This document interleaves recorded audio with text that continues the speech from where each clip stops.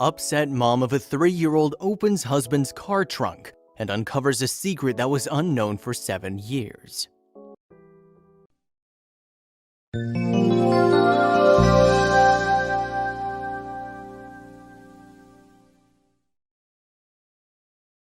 When Rebecca searched her husband's car, she found empty cans and pill bottles all scattered inside. But there was something even bigger that was going to be the nightmare for Rebecca. This was just the starting of the destruction of her life. Hidden stuff. I did some digging and found empty pill bottles and many empty beer cans in his car, Rebecca said. The wife found out that her husband had been hiding his substance abuse problem from her, all of which he hid in the same car in which he drove his own child to school. Further discovery. The pills weren't the only horrifying thing Rebecca was to come across. She decided to search further in the car she was always kept away from. She searched under the seats and in the trunk of the car. As soon as she opened the trunk, she was taken aback by what she saw in front of her eyes. Another surprise.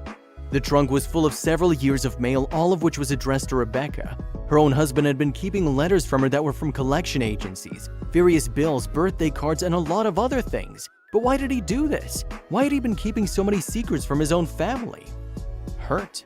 Confused, hurt, and angry were my only emotions for the next few days. I was running on fumes and couldn't eat or sleep. I felt so stupid for not seeing the signs. I'd been so busy with raising a child and building my practice at work. I was married to a drug addict, said Rebecca. But this was only the start of the list. Endless list. The addiction, the stealing, the lying. As if all this wasn't enough, that was something even more hurtful was to follow in Rebecca and her little daughter's life. The picture was soon going to uncover itself, and the man Rebecca had married would suddenly be like someone she never knew. Fraud. With tears in her eyes, Rebecca said he'd been lying to me for years, and my credit was unfortunately ruined because of it. I had no idea how easy it was to open credit cards and take out personal loans in your spouse's name. I thought I'd stayed on top of my bills, but had no idea he was secretly hiding things from me over the course of our 7-year marriage. False story. On further investigation, Rebecca found out that he'd not only lied about the money, but also his whole character. He lied about being in the Marine Corps, he lied about his education, his job. I'd been living nothing but lies for almost a decade of my life. Blamed herself. Rebecca felt like a fool who'd been ignorant all through her married life about who her husband actually was. He'd been taking undue advantage of her love for him and had been using her money for his own personal needs. But the most painful thing was yet to unfold. Shattering news. Rebecca's husband had been married to another woman, and not just that, he even had another daughter, and Rebecca was unaware of it. She said, "I thought to myself, how could life be so cruel? How could I be so dumb?" Questioning. When Rebecca confronted her fraud husband, he abandoned her and their daughter without giving any clarifications or answers. Rebecca and her daughter had been left alone in the middle of a crisis, but life had a very big and drastic change in store for them. Next step. After Rebecca realized she and her daughter were on their own now, she became strong and came back to her senses. She rented a hotel room and straight away went to the supermarket to buy clothes and toiletries that would help them keep up for a few days till she could figure something out. Hiding tears. Rebecca was hurt, but she was trying to heart it all inside her and be happy. She said, "My daughter and I tried to make the best of our vacation," as I called it, while I cried over the things we'd lost, wondering how in the world I'd sort through this mess. My sweet baby girl lost everything and we had no support there. A decision. After much thought, Rebecca decided the only feasible solution at the time would be to go back to her parents' house. She was heartbroken that at the age of 32, she'd have to go back and live in their childhood bedroom with her daughter. Tennessee. Rebecca said, "I left the beach and moved back to crummy old Tennessee. To make things worse, it was snowing when we moved back. It was March and snowing in Tennessee. How could this situation get any worse?" But that was the only place she could go in the kind of situation she was in. Worn out. At nights, Rebecca would cry silently. She missed the life that she'd built for herself with so much effort and affection, and she missed the part of her heart that she loved her ex-husband with. But things were going to get beautiful very soon. Pulled together. After crying for days and blaming herself, Rebecca finally decided to move on and look at things positively. She put herself together and started working extensively to pay off the debts her fraud husband had left in her name. Meeting friends. While Rebecca was happy her daughter was getting to spend quality time with her grandparents, she herself felt a little lonely and thought of catching up with her old friends in town, and this decision of hers would change her life forever. A text. Rebecca recalls, "I desperately needed to find some friends. I finally texted an old guy friend from high school, jokingly asked if he knew any hot single dads. This wasn't even relevant in our conversation, just a random thought that popped in my head.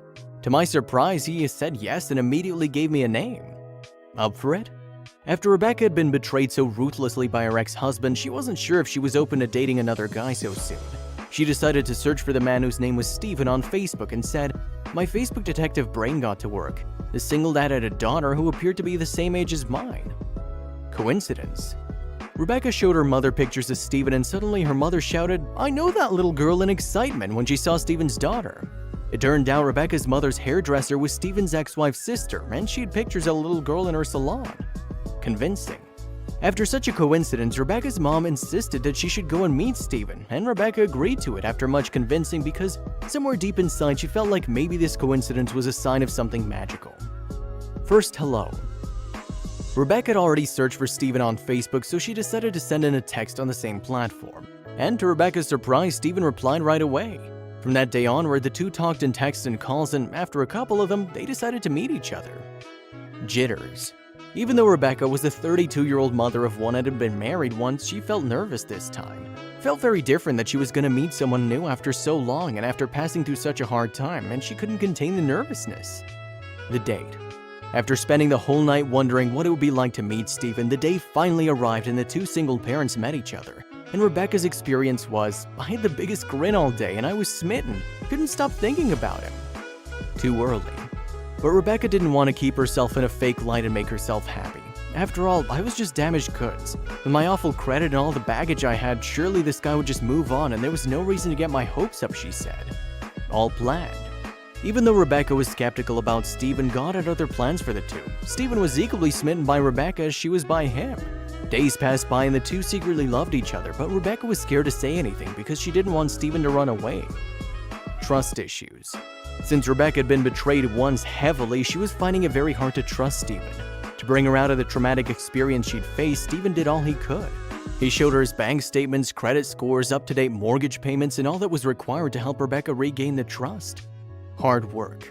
Steven put in all his energy and affection on letting Rebecca come out of the traumatizing experience and fall in love with him freely.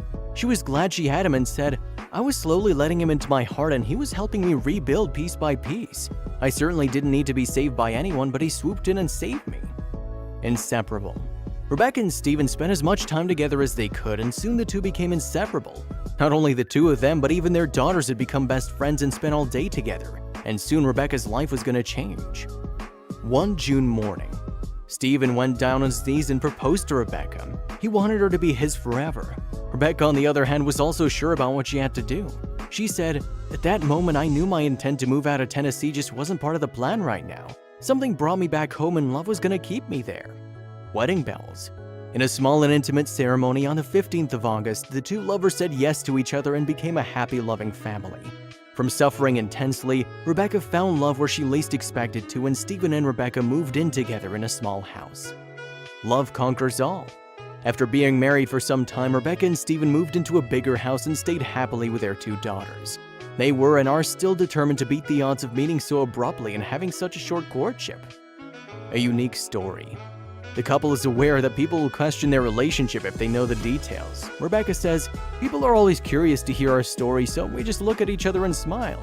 Usually our story goes, we met on a blind date and got married 4 months later. In the end, love wins." New member. And soon enough, when Rebecca was 35 years old in 2017, they welcomed a new member of the family. They had a child and it was yet again a beautiful daughter. The couple started off from a blank canvas and slowly painted it with love. No negativity. A battle together.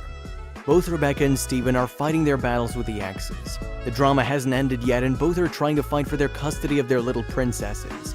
But neither of them is willing to give up and will do all that they can to win every battle that comes their way.